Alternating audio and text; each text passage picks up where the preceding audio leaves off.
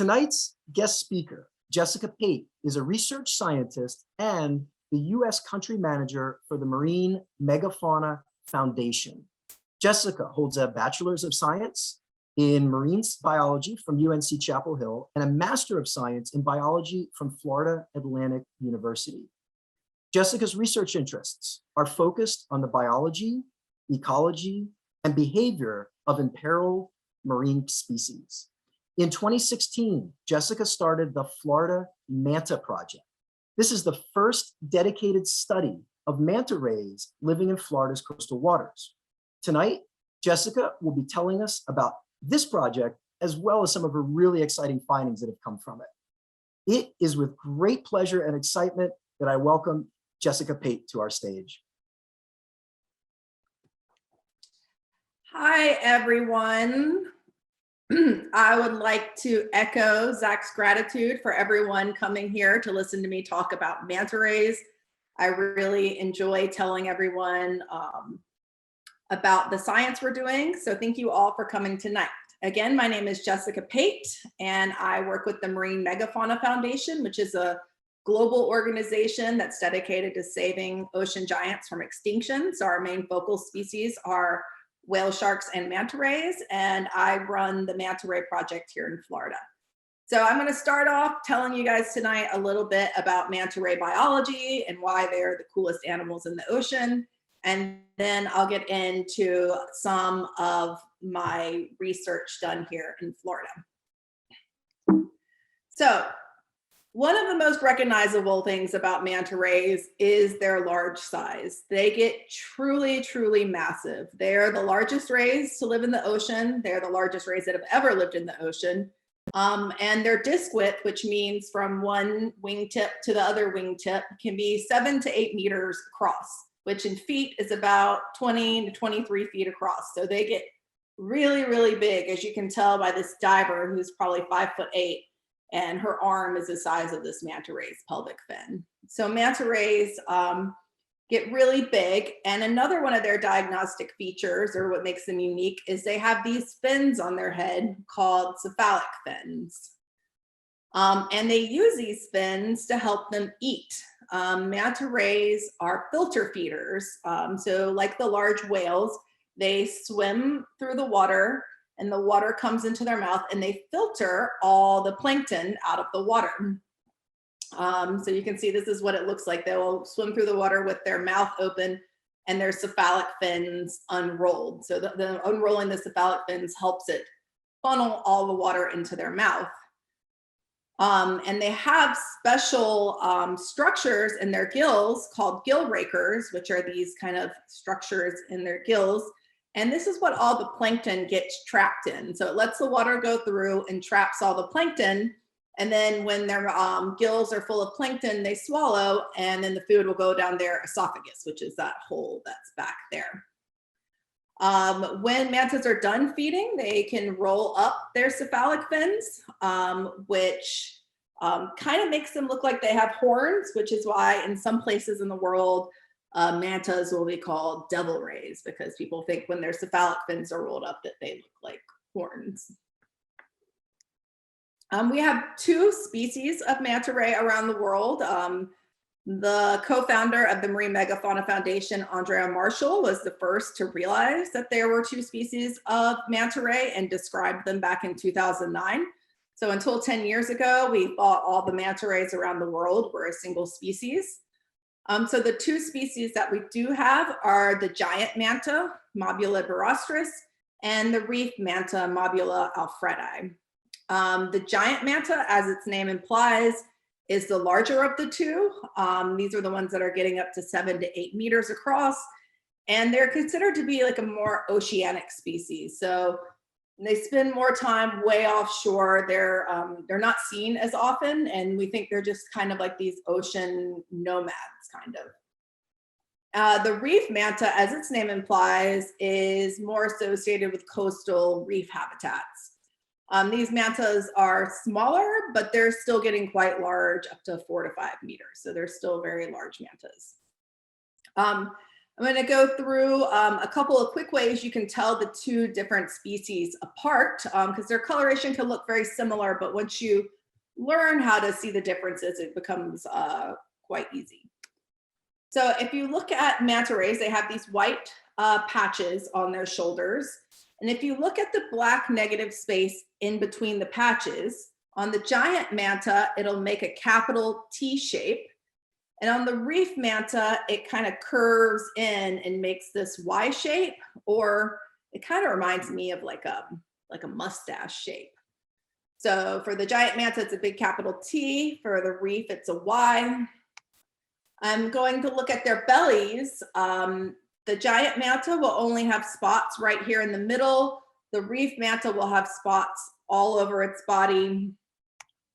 And then in general, the giant manta just has a lot darker coloration around the mouth and the gills and on the pectoral fins. The other thing is that the giant manta still has a remnant tail spine. So manta rays don't have any stinging barb. They have no way that they can harm you. But giant mantas still have this kind of leftover trait from their evolution from stingrays. So they have this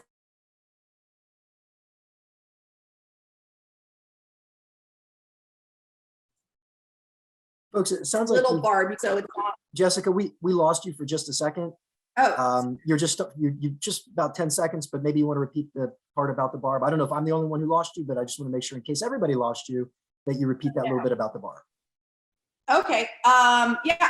So I was saying that manta rays don't have a stinging barb, but or a functional one. It's encased in this calcified mass that's at the base of their tail, right behind their dorsal fin. But only the giant manta ray has that. The reef manta ray has lost this through evolution. So that is another way to tell the different species apart. So this is a global distribution map for the giant manta ray. And basically they have a circumglobal distribution. So they're found in the Atlantic, the Indian, and the Pacific Oceans. They're mostly found in tropical waters, but they also can be found in temperate waters, and they're seen off the northeast coast of the United States sometimes. The reef manta is mostly found in the Indian and Pacific Oceans. There's a lot around Indonesia and Australia and East Africa where we do a lot of work. And there's some places where they occur together, like one of our study sites in Mozambique, and that's how Andrea Marshall realized they were two different species, because she happened to be studying them at a rare study site where these mantas will utilize the same habitat. But in general, that doesn't happen in most places. And what's cool for those of us here in Florida is that we think there's a third species of manta ray that lives in the Caribbean and Western Atlantic. So this species would probably be more like a reef manta than a giant manta. They live a little more coastally, and we're working on describing that species as we speak. So one of my favorite facts about manta rays is that they have the largest brain of any fish. And they don't just have a big brain because they're a big animal. They have a big brain for their body size. So if you take an animal like a whale shark, who is similar to a manta ray in that they're large and they eat plankton, a whale shark has a brain that's the third of the size of a manta ray, despite them being 10 times bigger. We think manta rays have this big brain, probably as a sign of intelligence. But it's likely because that they're very social animals. Just like humans, we have very large brains and we need them to remember all these complex relationships we have.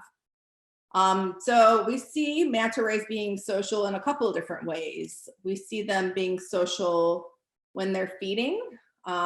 This is a video taken in Boynton Beach in Florida of two manta rays feeding together. And this is sped up. They're not swimming quite this fast.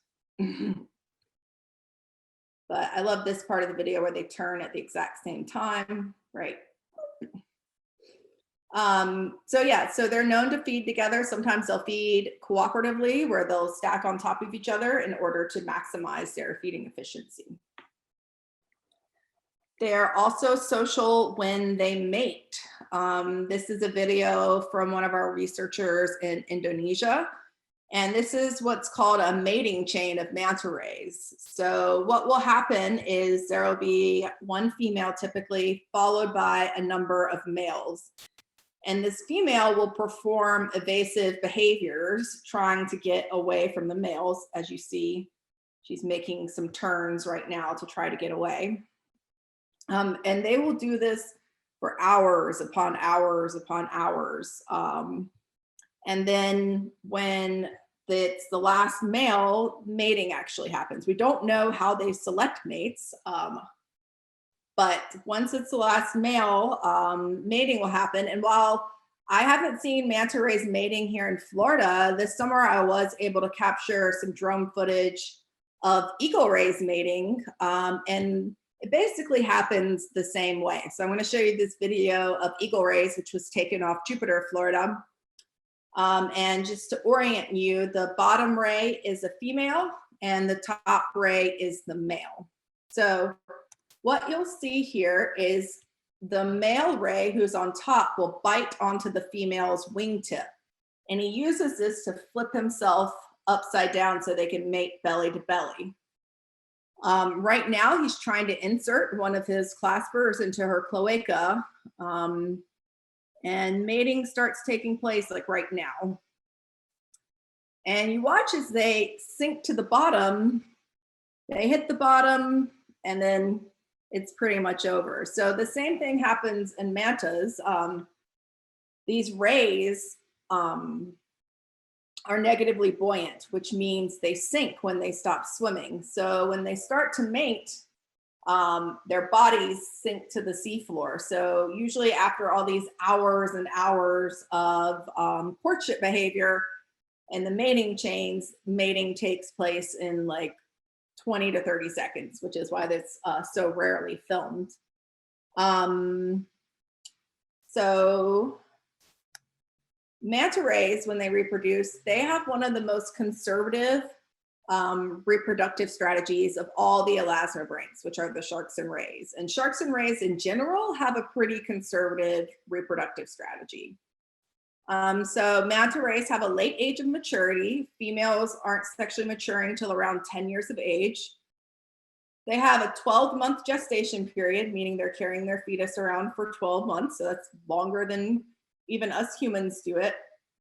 And then they take 2 to 5 years off between pregnancies because it's so energetically costly for them. They have to put a lot of energy into making this baby, so they can't do it every year. And then they produce one large pup. And when the pup is in the uterus, it has its wingtips folded up behind its head. So it looks like a little manta ray burrito, or else it wouldn't fit out the manta ray's cloaca with its wingtips out. And I'd love if you guys could answer in your little question and answer box, how big do you think manta rays are when they're born? I would like to know what everyone thinks about that. And Zach could tell me what the answers are.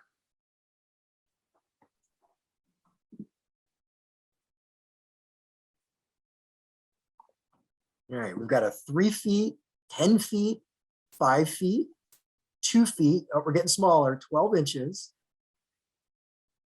How are we doing? 1 meter, 4 feet, 12 to 15 inches, 4 feet, lots of 4 feet, 3 feet, under 12 inches, really small, 10 feet. What do you think? Did we get any there? Like 6 inches to 10 feet? Yeah, some of you guys were pretty close, but so no one has ever witnessed a manta ray being born in the wild before. It's never been seen. We have no idea where it happens. So the only places manta rays have been observed being born is at an aquarium in Japan. And these are the results they published in a recent paper. And the average disc width of the manta rays being born in their aquarium was 180 centimeters, which is about 6 feet. So, and this is the Reef Manta, which is the smaller of the two mantas. So these mantas are being born at about, 5 to 6 feet across, which is really, really, really, really big. They're so large babies. So there's no maternal care in manta rays. Once the mother has the manta, the baby manta rays are on their own. Good guesses, everyone. Thank you. And so despite manta rays being these large, charismatic, intelligent species, it wasn't really until the past decade that people started studying these manta rays. And Andrea Marshall, the co-founder of MMF, was assigned to assess their conservation status back in 2003 by the IUCN, which is the International Union for the Conservation of Nature. And back in 2003, she had to come back and say, we don't know enough about manta ray populations to assess them. So they were listed as data deficient. When they were finally assessed in 2011, they were listed as vulnerable, which means they're facing a high risk of extinction in the wild. And then just last year, the giant manta was uplisted, which sounds like it's a good thing, but it's not really, to endangered, meaning they're facing an even higher risk of extinction in the wild. So what are these threats to manta rays and why they're so endangered with extinction? I mean, part of the reason is, remember, they have that conservative life history. So they're not producing many young, so their populations can't respond with much resilience to threats.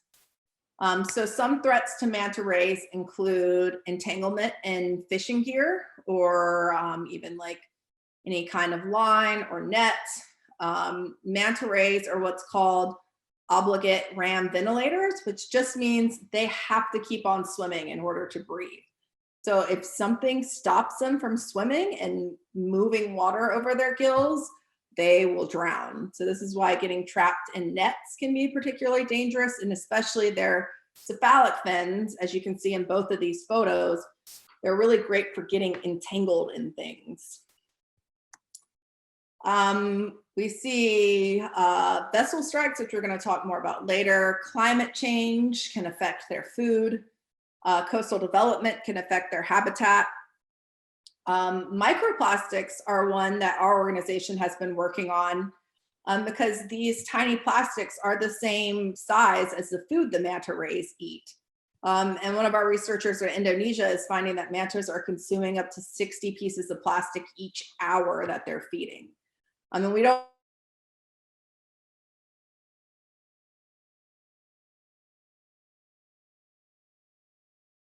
really know toxins into their tissues, so it's something that definitely warrants more study.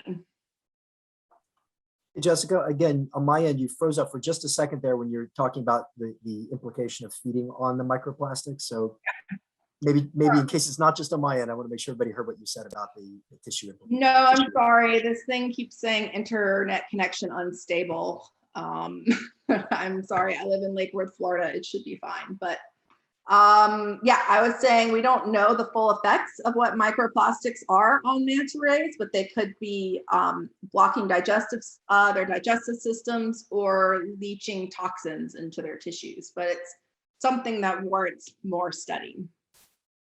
But by far the largest threat to global manta ray populations are fisheries. Manta rays are both caught as bycatch, which just means they're caught unintentionally when someone's fishing for something else. And they're caught in targeted fisheries, which means people are going out and specifically trying to catch manta rays. The reason people are going out and trying to catch manta rays isn't usually because of food, even though they are eaten in some places. What's driving this increased demand for manta rays is their trade of gills. So those gill plates or gill rakers that I told you about earlier that trap all the plankton out of the water, they're dried and sold as these cure-all tonics in traditional Asian medicines. And over the past 10 years, this has been driving the demand for manta rays. And they can get like $400 a kilogram or something. They get more for manta ray gills than shark fins in some places. So this is part of the problem, but luckily places like this fishery or this market, this is a picture from Indonesia. This no longer exists because Indonesia has been turned into a manta ray sanctuary. So manta rays are becoming listed on a lot of international treaties. So we're working to stop this trade in mantas because their populations just can't handle any targeted fishing. So now we're going to switch gears and talk about me a little bit and how I got interested in mantas and our manta research here in Florida. This is a picture of me 10 years ago. I moved down to Florida after getting my undergraduate degree to get a job as a biologist working on the sea turtle nesting beaches. My first job was actually right up in Jensen Beach. So as I'm sure a lot of you know, these jobs involve getting up at the crack of dawn on an ATV and you drive up and down the beach on an ATV and count the turtle tracks from the turtles that nested the night before. And so through this job, I spent a lot of time on the beach. And what I would see sometimes out there on the beach is I would be driving by the ocean and I would see a manta ray swimming in like 3 feet of water. And I used to carry my mask and fins with me on the back of my ATV, but I always had trouble going out and swimming to them. But I was so surprised that we had manta rays here in Florida and that no one had ever mentioned it to me. I was a scuba diver and a biologist, and I had no idea that they existed in Florida. So up until 2 years ago, if you went to Google Scholar, which is just the academic Google to look for scientific publications, and typed in Manta Ray Florida, this is the result that would come up. And so the only thing that was known about manta rays in Florida when I started this project, or that was published on manta rays, was this paper from 1998 from an FWC scientist that said that he had seen 3 mantas in the Indian River Lagoon in the 1990s. So there just was hardly any information about them. The only other articles I could find were on fishing of manta rays. And if you want to take some time to put in your Q&A box, does anyone know who this guy in this photo is? He is sitting with 2 mantas that he harpooned off the Gulf Coast of Florida in, I think it was 1906. Yeah, we're getting Darwin, we're getting Hemingway, and we're getting a bunch of Teddy Roosevelts. Teddy Roosevelt. Yes, that's our former president, Teddy Roosevelt, known for his love of hunting. Yes, and he came here and speared manta rays. So there's quite a few articles from the turn of the century about people who would come and spear manta rays and fight them for hours and hours, and they call them the fearsome devilfish. People were quite afraid of them back then because of their large size. So yeah, this was the extent of information I could find about manta rays in Florida. So I decided to start the Florida Manta Project with the Marine Megafauna Foundation to learn more about Florida's manta rays.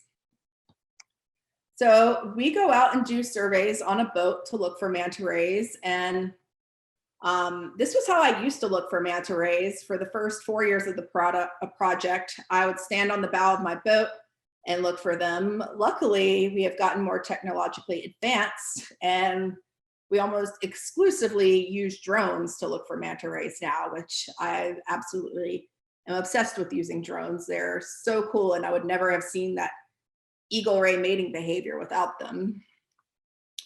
And our survey area is between the St. Lucie Inlet and Boynton Beach Inlet. This is where we do our boat surveys. And what we're doing is going out and looking for these dark shapes. I like to joke that I've identified every manta-shaped rock in Martin and Palm Beach counties, because especially before the drone, we used to stop and look at a lot of dark shapes that weren't moving. But the key is to look for the white of the cephalic fins to know it's a manta ray.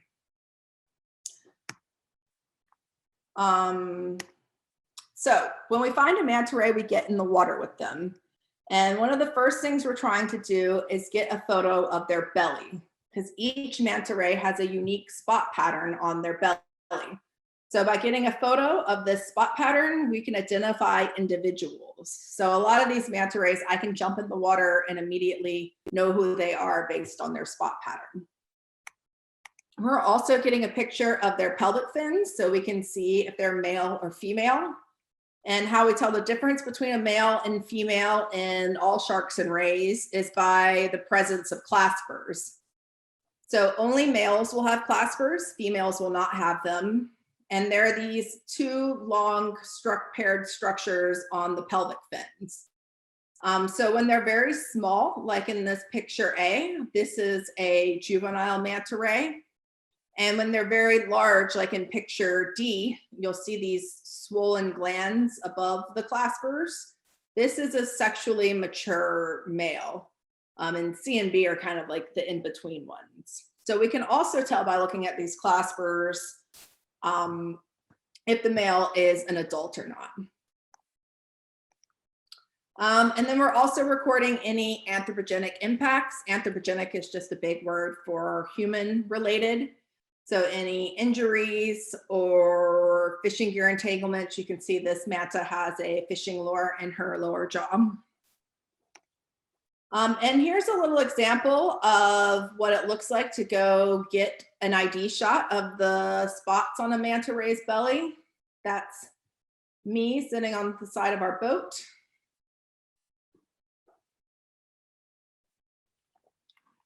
So you'll swim over to the manta. You try to stay on the side of the manta because they can see better. If you're like directly in front or directly behind, they have trouble seeing you.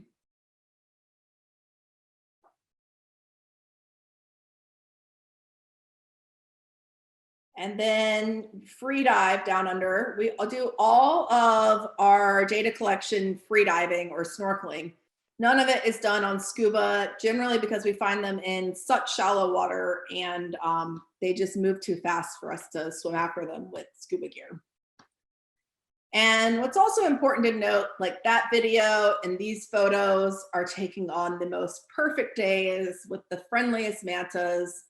And I have volunteers and friends who are professional underwater photographers who take these amazing imagery. So a lot of times I give presentations and people think what I do looks like this every day. When in reality, more often than not, the days can look like this with mantas swimming in tidal outflows where I can barely see my hand in front of my face. A couple weeks ago, my research assistant actually dove underneath a manta ray without even seeing it because the visibility was so bad. So it's not all Caribbean clearwaters and friendly mantas. Sometimes the mantas really don't want anything to do with us and we just minimize our time with them and leave them be. So the initial results of our study since 2016 is we've identified 125 individual manta rays in South Florida with about 450 encounters. And the fact that we have more encounters than individuals just means that we're seeing the same individuals over and over and over again. So about 50% of them we see more than once. And we have about an even sex ratio of male to females. I think it's actually right now it's exactly even with 1-to-1. And one of our big findings is that we're seeing only juvenile males.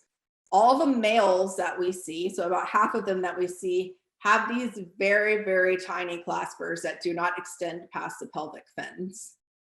With females, it's harder to say about their sexual maturity. Really, the only way to tell if they're an adult is to visibly see them pregnant. But we can kind of tell by size. We're seeing them very small. The females shouldn't be maturing to well over 3 meters. So what we're seeing here in Florida are exclusively juvenile manta rays. And the fact that we're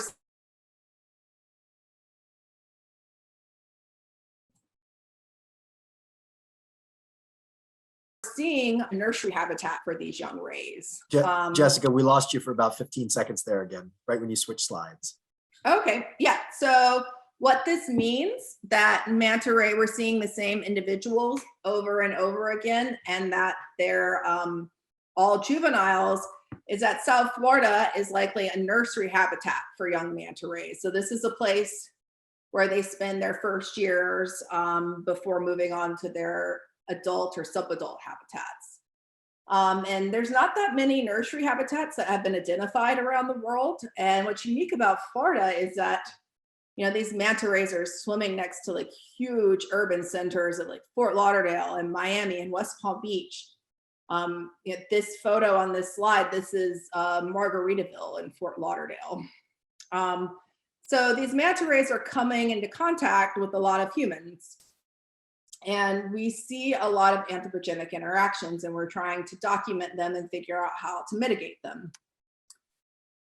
So we see about a quarter of our manta rays are entangled in fishing line. This can happen in a number of ways, or have different kinds of effects depending on how they're entangled in it. This manta ray has 2 hooks in her pectoral fin. It can cause truncation of the cephalic fins. So this is a female manta we saw in October of 2019 who had fishing line wrapped around her left cephalic fin. When we saw her again in July 2020, she was completely missing the cephalic fin.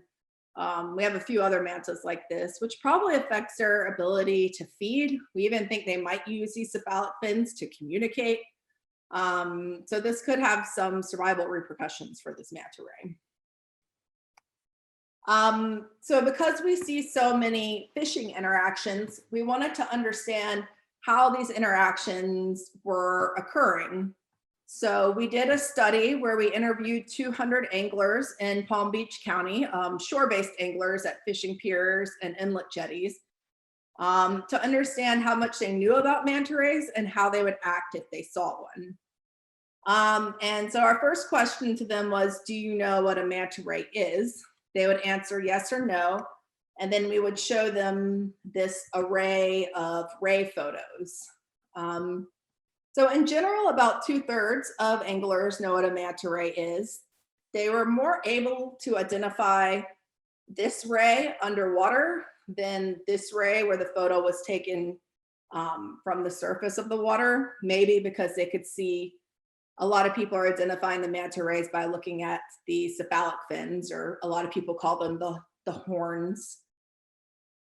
So in general, anglers know what a manta ray is, but there is some room for education. And we asked anglers what they would do if they saw a manta ray.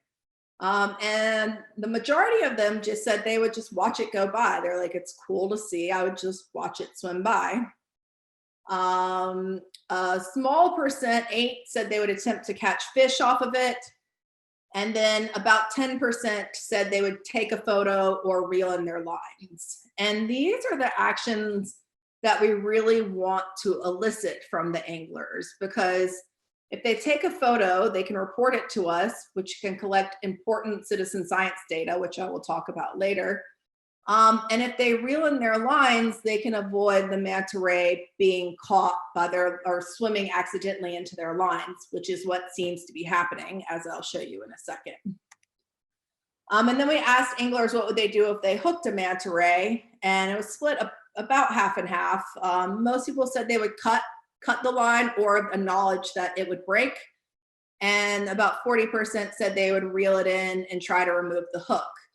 The problem with saying they want to reel it in and try to remove the hook, while the intention is good there, these baby mantas weigh like 200 pounds for a very small one. And these fishermen or anglers are typically not fishing with tackles strong enough to even bring a manta to shore or anywhere near where they could remove a hook. So the best way is to try to avoid these interactions altogether by reeling in the lines, or if one is hooked, to cut it immediately so the trailing line is as short as possible. And we published this study about recreational anglers. I'm happy to send it to anyone if they're interested. And so here's an example of how these interactions occur. This is at the Boynton Beach Inlet in Palm Beach County. And we're going to look at this fishing rod right here, and the manta ray is right here. So you'll see right here, the manta ray gets hooked. You can see the angler fighting.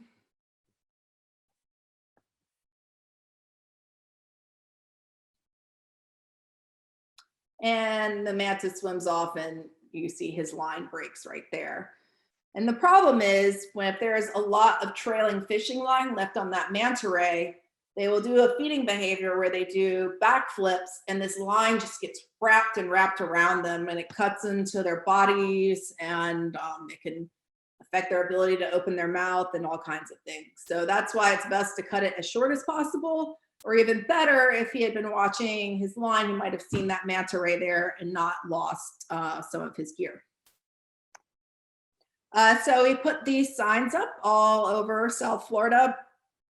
So we really want to recruit anglers, since they're out on the water all the time, to report their manta sightings to us. It's really great. And we're showing them how to identify a manta and what to do if they see one. We also see a lot of interactions with boats. I have so many of these videos taken with the drone. Part of the problem is that manta rays like to spend time around the inlets here in Florida.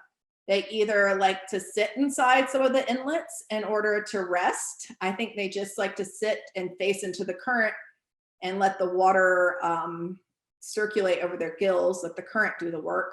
But they also like to feed right outside inlets, especially on the outgoing tides.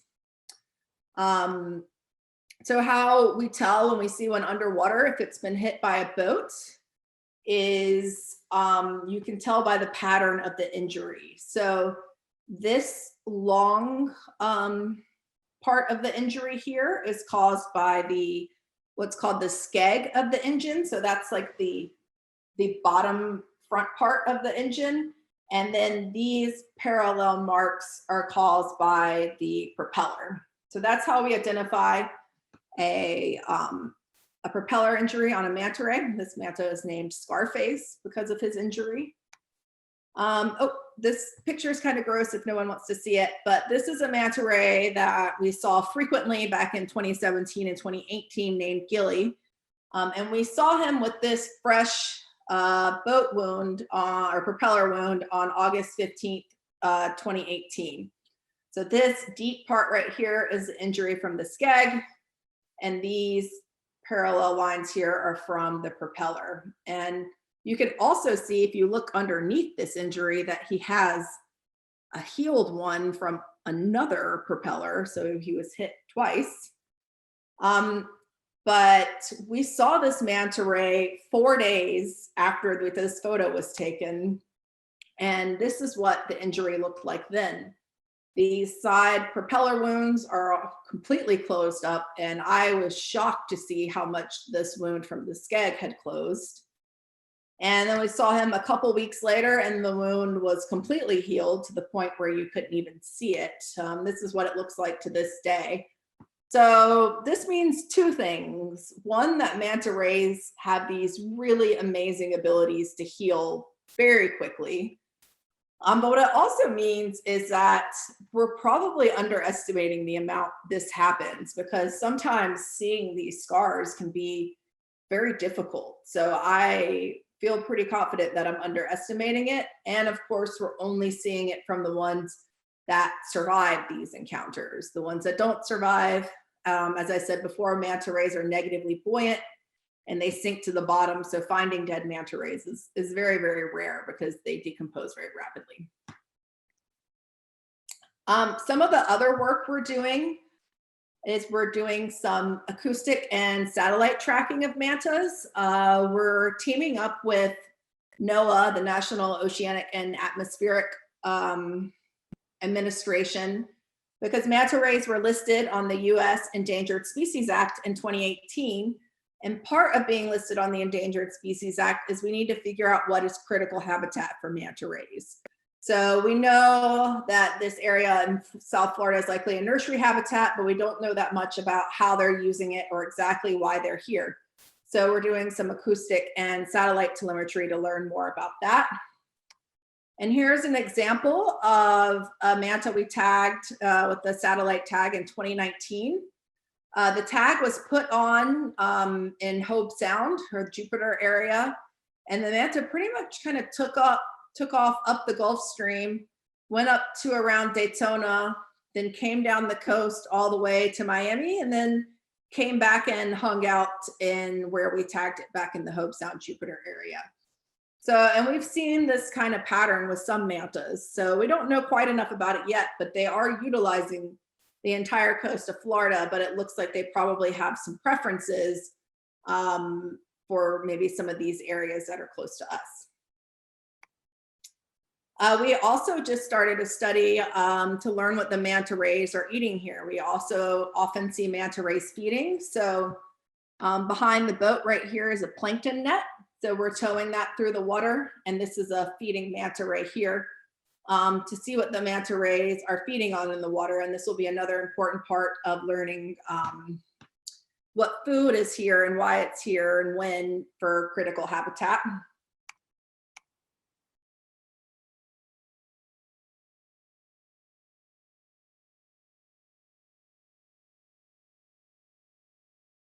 Central Florida off the coast of Cape Canaveral. Jessica? Yeah.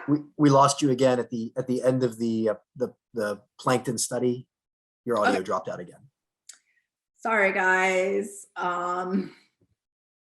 So yeah, I was saying we just started a new research project last year off the coast of Central Florida near Cape Canaveral. And there is a seasonal population of adult manta rays. So they can gather there by the hundreds. But they're only there for a short period of time, depending on environmental conditions. So we're doing aerial surveys to count how many there are. We're also doing drone surveys to document behavior. This was filmed last year, and this is courtship behavior. So this is the male following the larger female. The females are typically larger than the males. And so what this means is maybe the coast of Central Florida could be an important reproductive habitat for the manta rays. We don't know yet. And there's also, interestingly, a recreational cobia fishery that is almost entirely reliant on the mantas to find cobia. So what happens, if anyone's interested, there's lots of great fishing shows on YouTube that show this. If you go into YouTube and type Manta Ray Cobia Florida, you can see how this happens. But basically, the anglers go out and they look for the manta rays and cast at the manta rays to find the cobia that either swim on top of them or below them.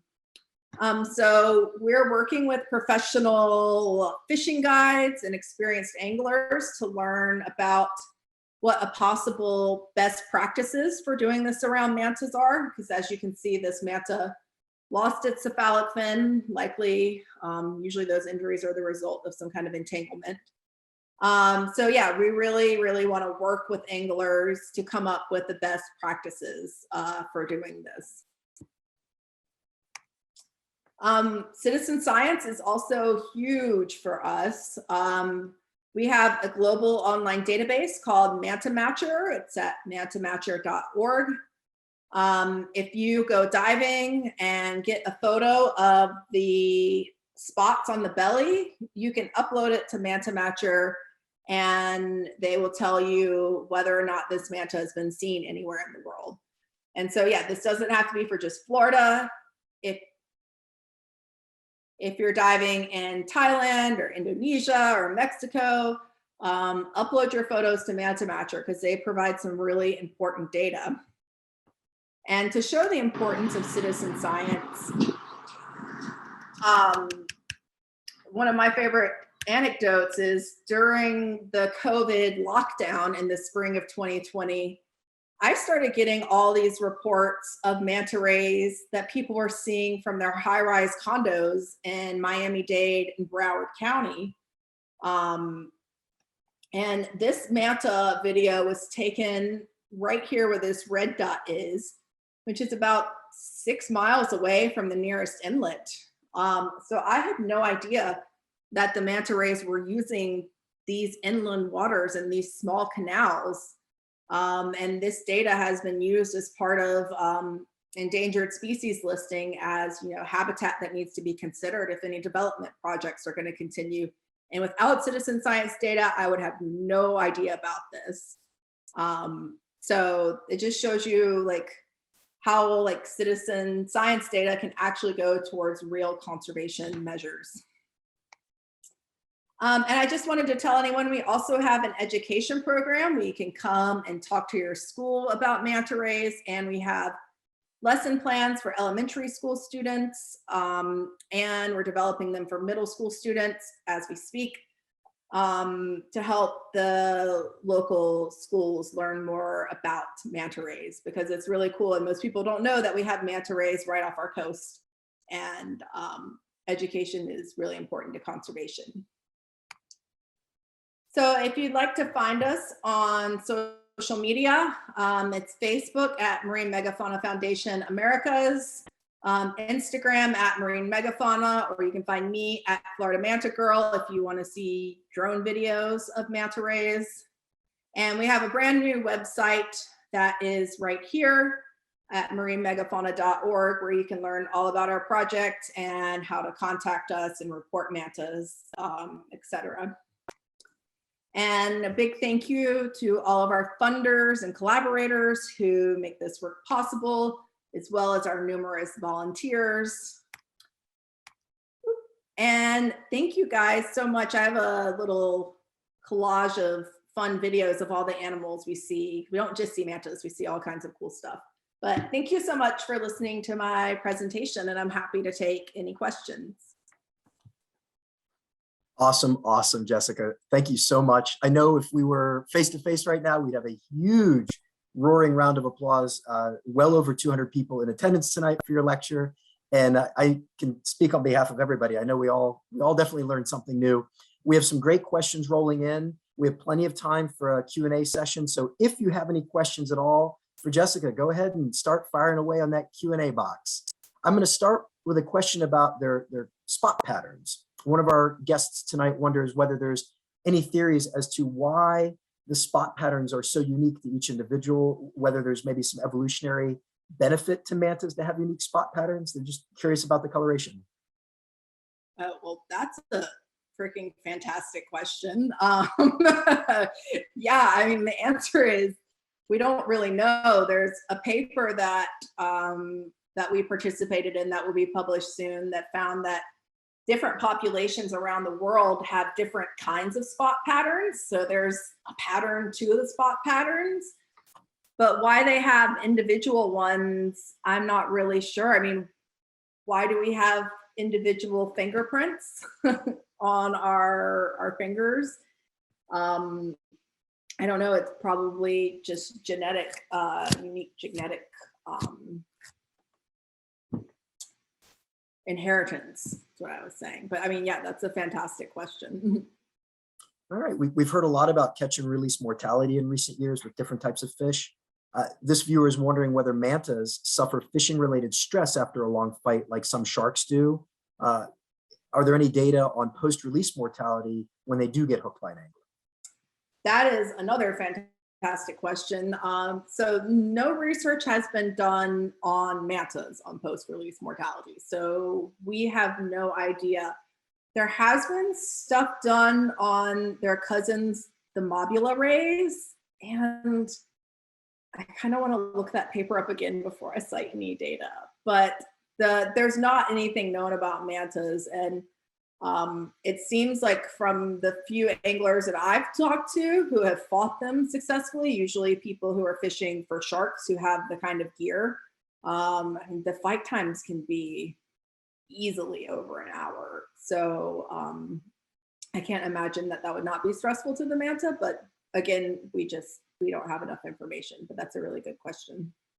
Now that they're listed under the U.S. Endangered Species Act, are anglers more restricted in terms of what they can and can't do? Can they still remove them from the water to take a picture and release them? Or are they like some of the shark species in Florida that you have to get in the water and release the ray without taking it out of the water itself? Yeah, I mean, most people in Florida, I mean, I haven't really talked to anyone who's trying to catch manta rays. That's not really what they're trying to do. Most people have caught them by accident. Um, but there's no specific regulations regarding manta rays at the moment, but I would never suggest that anyone take one out of the water for a photo. So somebody's wondering where the names Mobula Byrosterous and Mobula Alfredi come from. Maybe the new species could be named Mobula jessicarii. Oh no. So Mobula Byrosterous comes from bi means two, and rostrous is kind of like a rostrum. So they have two things coming out of their head. Alfredi is just after a Prince Alfredi who from hundreds of years ago. No, the new manta will likely be called Mobula giornia, which is just the way taxonomy works. We have to resurrect old names that have been discarded. So we don't get to just name it something brand new, because there used to be a lot of manta names and then we group them all together and then we have to go back and choose from them. One of our guests wonders whether algae blooms affect mantas. I mean, that's a great question. And one of the next research questions that I would really like to get involved in is how water quality affects mantas, because they like to feed in the tidal outflows. So they're getting anything that's in our rivers and stuff is coming out. And the question is, I just don't know. One of our viewers is tuning in from the Gulf Coast of Florida tonight, and they're wondering whether mantas are as prevalent on the west side of the state as they are on the east side. Yes, so I get reports from mantas on the Gulf Coast, all the way from the Panhandle, all the way down to the south. But so far, based on those reports, there doesn't seem to be anywhere that, or I would be going over there to look, where you can find them regularly. And also the visibility makes doing in-water work there sometimes a little more challenging. All right, our viewer is wondering what the best way is to differentiate between a manta ray and a stingray. Yeah, so the best way is probably going to be two things. First, where you're finding them.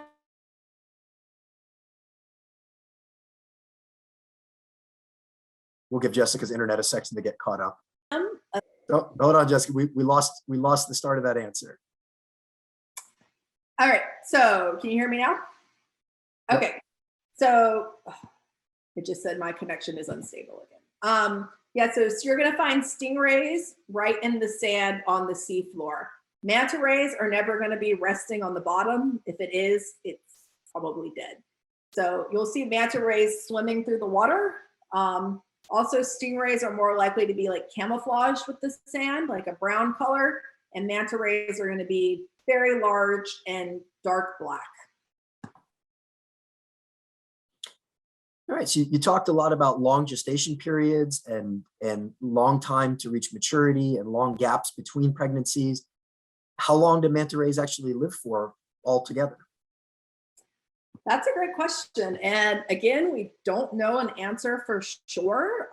There have been some projects who have done long photo ID studies and have identified an individual for up to 40 years.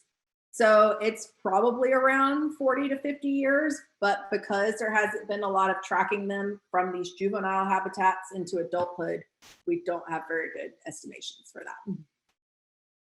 Someone wonders what the requirements are to volunteer as part of your citizen science program. Yes, if you go to our website, there's a whole section on volunteering. We take more volunteers in the, for citizen science, if you just want to report your manta ray sighting, all you have to do is take a photo, note time, location, anything else, and send it in. If you want to volunteer on our boat surveys, go to the website where you can find information, but we're looking for people who have experience freediving or flying drones or operating boats, and we do most of our work in the summer. So we learned from you tonight that the southeast coast of Florida is an important nursery for mantas, but I think one of our guests is wondering more specifically, where within that area are they born? What is the specific birthing site of manta rays in Florida? I mean, I wish I had answers to all these wonderful questions because I told you our guests ask really good questions. Yeah, I mean, so no one's ever seen a manta ray being born. So no one knows exactly where they're being born. I mean, honestly, your guess is as good as mine.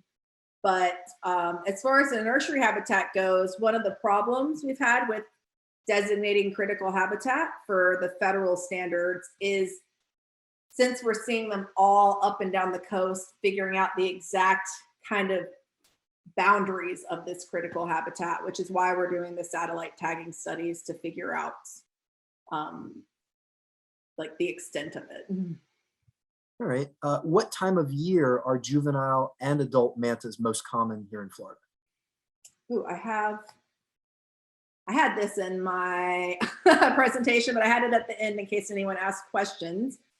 These are for our boat-based surveys, and we also have one for our aerial surveys. They say pretty much the same thing, but here, this is our ones in South Florida on the juvenile mantas, is mostly like July through December is our peak manta season here. And we still see them other times of the year, but just very rarely. And for the adult population of Central Florida, it's typically in the spring, anytime in March and April. It depends on what the water temperature does. One of our attendees likes to fish for cobia around those adult mantas that you mentioned up in Central Florida. And they were wondering if there's ever been any tracking studies on that group of fish, whether we know where they come from or where they go, because it is such a short period of time that they're in that particular area. Yeah, the answer is yes. There are some people working at the, what's it called? I guess it's the NASA. There's biologists at Cape Canaveral who have been working on cobia. But I don't know if they've published those studies. So yes, there are people studying them, but I don't know that much personally about their migrations. But it's a great question. And I'm really hoping. Go ahead. I think they were referring to the mantas, not the cobia, though. They're wondering about the mantas that I mean, they're both there for a short period of time, but I think they're curious as to where the mantas go. I have tags sitting in my refrigerator that I will be putting out this year to answer those questions. I mean, we think they're probably going up the eastern coast of the United States because we've seen them. Mantas are seen in North Carolina and South Carolina and further off the coast or up the coast. But yeah, the Georgia Aquarium has done a little bit of work up in northern Florida, but no successful tagging studies yet of those mantas. So stay tuned because we're doing that this year. All right, we have another migration related question. Do they travel across oceans? So we have no evidence that mantas travel across oceans. I think the longest migration that's been documented was around 1,000 kilometers or so. So they can travel very long distances, but it doesn't seem like most populations do. So even though they're capable of it, it doesn't seem like they do it very often.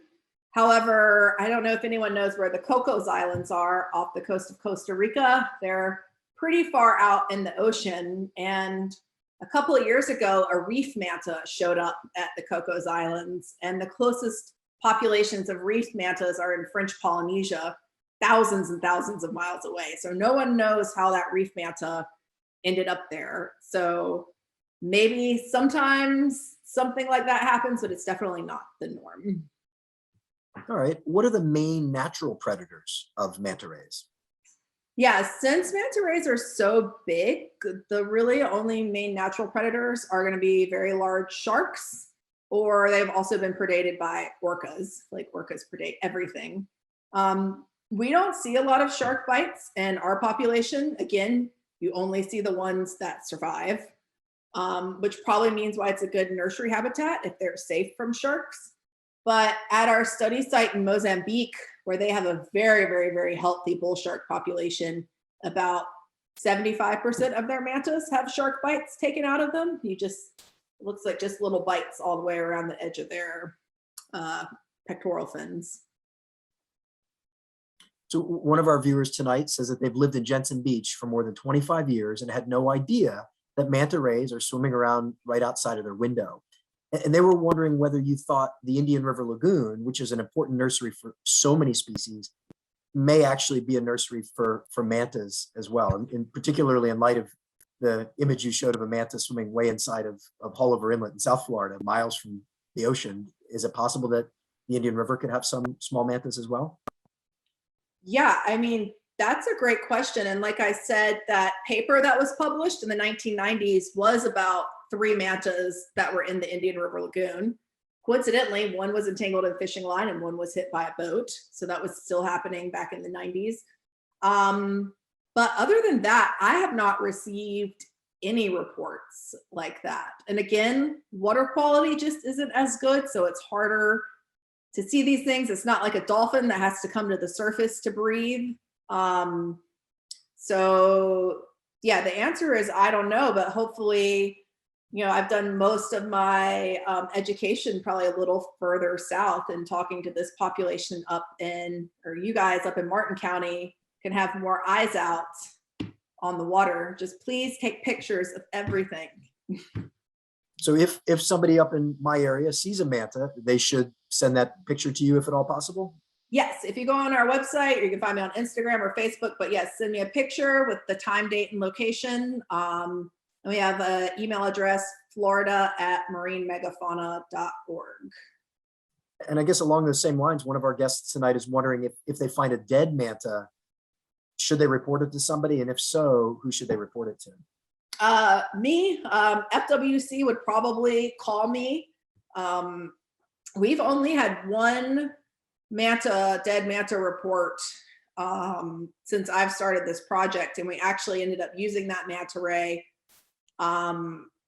as what's called type material, which means we're using it to describe the new species of manta ray. So that manta ray now lives at the Smithsonian Museum, so it's been preserved.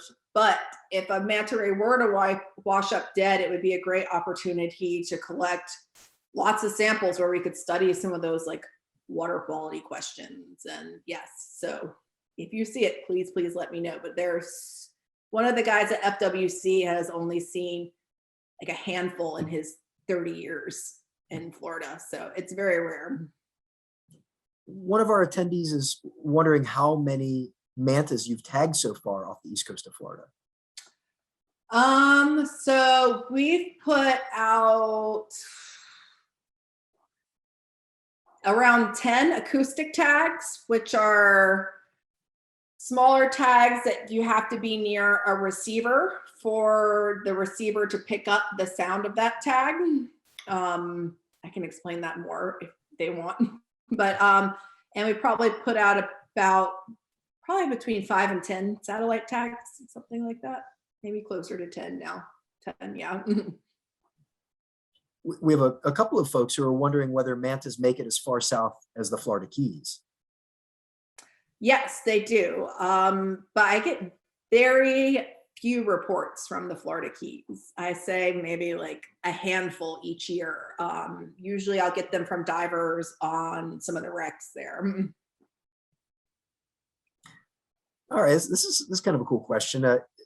We know that a lot of fish have to move forward to breathe or use their gills to breathe, but what about rays? We know that stingrays can sit on the bottom. You mentioned that earlier, but how about manta rays? Do manta rays swim in their sleep to keep breathing like some sharks do? Yes, absolutely. Yeah, so manta rays always have to be swimming. They never stop swimming, which is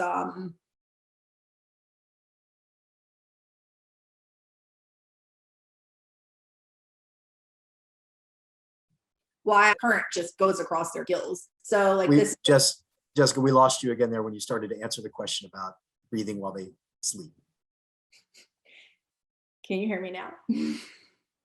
Yeah, so manta rays do have to keep on swimming in order to breathe. So they don't sleep as like we would go to sleep and stop moving.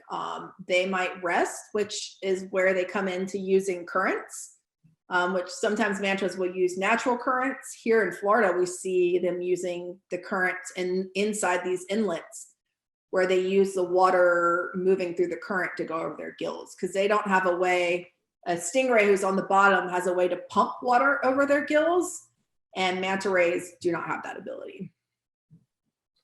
So one of our guests tonight had an experience a few years ago where a manta came very, very close to shore and swam right alongside their paddleboard. Is that a normal behavior? Yeah, I see that a lot.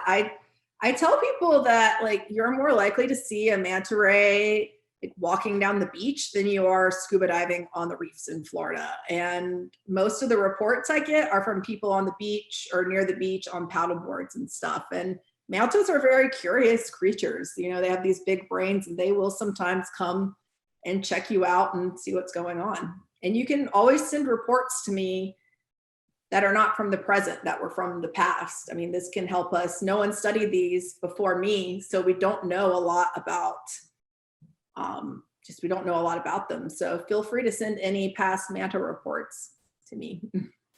That's a good lead into our next question. Manta rays seem pretty gentle.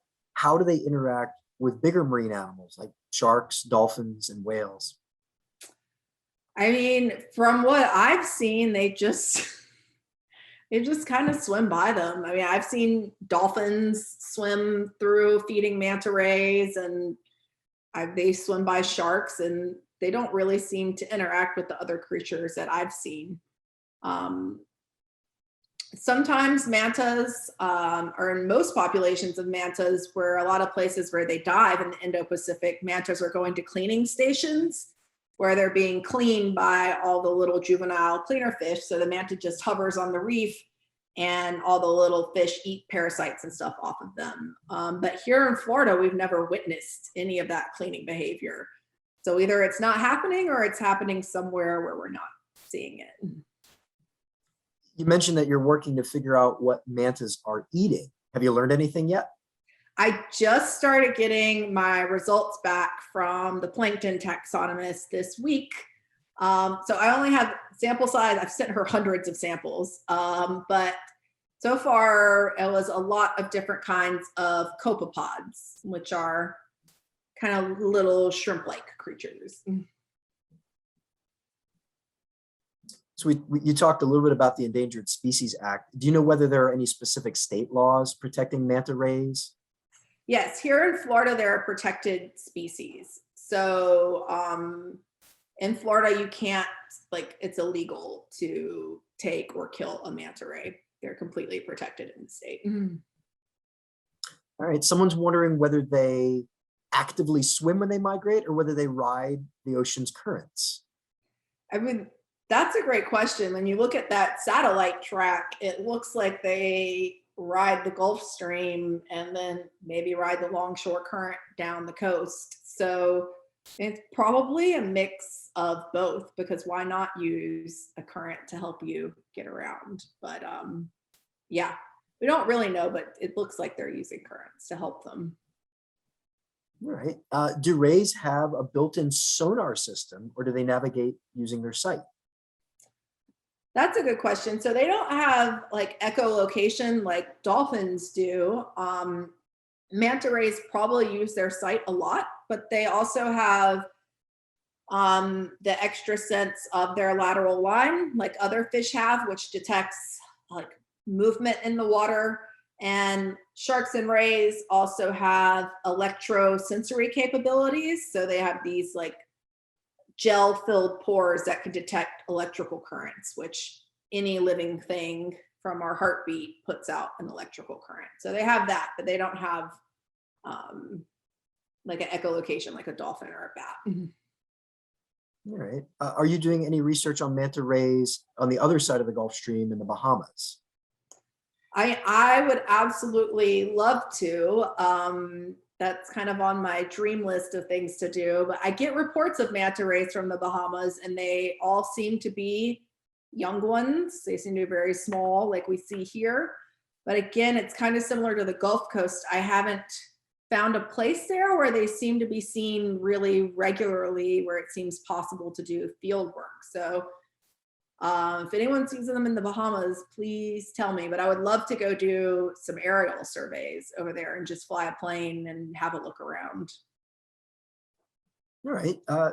It's kind of a cool fish question. Do mantas have vocal cords and can they make sounds? If they have vocal cords, I am not sure. They are not known to make sounds. It's one of my favorite stories from one of my colleagues is she thought manta rays were making sound based on when the mantas would come up to the cleaner station, she would hear these little sounds and she thought it was coming from the mantas. But turns out it was actually coming from the little damselfish reacting to the mantas swimming up. So mantas themselves are not known to make sounds. That's a good lead into our next question. Well, I guess one way they could make a sound is manta rays do breach. And it's theorized, so when they jump out of the water and they land with a very loud sound, this could be a form of communication to tell them, hey, we're mating, or there's food here or something. So one of our eagle-eyed viewers noticed that there are remoras on a lot of the rays in your photos. Are they either beneficial, neutral, or harmful for the manta's health? That's a good question. And I think it's a question that you could argue different ways. I don't know. I've heard it argued that they sometimes eat parasites, which could be possible for being beneficial. Neutral, they don't seem to cause that much drag. But you can also see, I don't have any of these personal photos. It's seen more in other populations where they can cause some injuries from where they like suck on and attach to the manta. And this year we actually observed a remora up a manta ray's cloaca. Like it had its head all the way up its cloaca. I can't see any way that's good or even neutral. I mean, it's a great question. And I think it's actually kind of a complex relationship. All right, we've got one more question to wrap up. You mentioned programs for school groups. Do you have a similar program geared more towards condo residents here in Martin and St. Lucie County? People that are interested in learning more about the environment and maybe learning about mantas that swim along the beaches behind their condos.